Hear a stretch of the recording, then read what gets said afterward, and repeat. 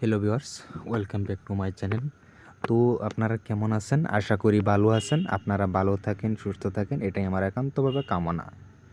তো আজকে যেই বিষয়টা বা টপিকসটা নিয়ে হাজির হয়েছি সেটা হচ্ছে অদৃশ্য হওয়া, গায়েব হয়ে যাওয়া, হ্যাঁ, ইনভিজিবল হয়ে যাওয়া, সেই বিদ্যাটা নিয়ে হাজির হয়েছি। তো বিদ্যাটা বহুল পরীক্ষিত এবং আদি যুগের বহু প্রাচীন এবং পরীক্ষিত বিদ্যা, বহু প্রাচীন যুগের বিদ্যা। তো বিদ্যার নিয়মটা বলার আগে আপনাদেরকে একটা ছোট্ট রিকোয়েস্ট করব যে যারা এখন পর্যন্ত আমার চ্যানেলটাকে সাবস্ক্রাইব করেনি অবশ্যই সাবস্ক্রাইব করেন, লাইক শেয়ার কমেন্ট করেন, বেশি বেশি করে শেয়ার করেন, ঠিক আছে? কারণ যাতে যাহারা বিদ্যার পিছে ঘুরতেছে তারা যাতে আপনাদের জরিয়তে বিদ্যা পায়, যাতে আপনারও উপকার হয়, অন্যরও উপকার হয়। তো বিদ্যাটা অর্থাৎ মন্ত্রটা একবার আমি পড়ে দেই। হ্যাঁ, কু হং বিহারি হামারা কর দে, বিহারি কে চার নাহি মেরা চেহারা গায়েব নাহি তো সবক বৃথা যায়েগা। তো আপনারা বিদ্যাটা শুনলেন, আমি পড়ে শোনালাম। তো নিয়মটা খুবই সোজা। নিয়মটা বলার আগে আরেকটা কথা বলি, যাহারা আমার পার্সোনাল গুরুবিদ্যার পিডিএফ ফাইল নেবেন তাহারা আমার সাথে ইমোতে যোগাযোগ করতে পারেন। আমার পার্সোনাল গুরুমুখী গুরুবিদ্যার পিডিএফ ফাইল থেকে আপনারা যে বিদ্যা খাটাবেন তো কাজ করবেন তো কাজ। যদি মন্ত্র দেখে দেখেও পাঠ করেন তাও 100% কাজ হবে। আমি আপনাদেরকে চ্যালেঞ্জ করে বলতে পারি, কারণ আমার মন থেকে অনুমতি দেওয়া থাকবে, আশীর্বাদ দেওয়া থাকবে। আর যাহারা আমার থেকে পার্সোনালভাবে আমার শিষ্য হয়ে বিদ্যা শিখতে চান তাহারা অবশ্যই আমার সাথে যোগাযোগ করবেন। কেমনে যোগাযোগ করবেন? ডেসক্রিপশন বক্সে নাম্বার দিয়ে দিব, সেই নাম্বারে আপনারা ইমো অথবা হোয়াটসঅ্যাপ অথবা ডাইরেক্ট কল করে, অর্থাৎ সরাসরি কল করে যোগাযোগ করতে পারেন, কোনো সমস্যা নাই।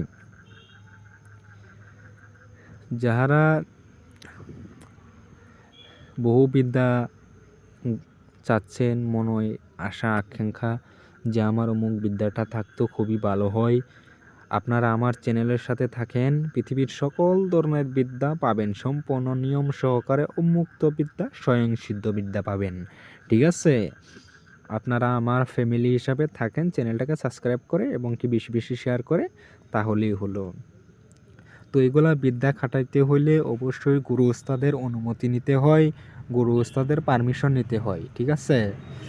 অনুমতি নিয়ে কাজ করবেন, 100% কাজ হবে। অনুমতি ছাড়া কাজ করবেন হয়তো আপনার ক্ষয়ক্ষতি হয়ে যেতে পারে। অনুমতির জন্য আমাকে কমেন্ট বক্সে অনুমতি চাইবেন, আমি অবশ্যই মন থেকে অনুমতি দিয়ে দিব, ঠিক আছে? তো বিদ্যার নিয়মটা হচ্ছে যে শনি মঙ্গলবার আপনারা হরিণের চামড়ায় এই বিদ্যাটা লিখবেন, অর্থাৎ অঙ্কন করবেন। অঙ্কন করার পরে 3 ধাতু অর্থাৎ সোনা, রূপা এবং কি তামা, এই 3 ধাতু দিয়ে আপনারা একটা মাদুলি ক্রিয়েট বা প্রস্তুত করবেন, ঠিক আছে?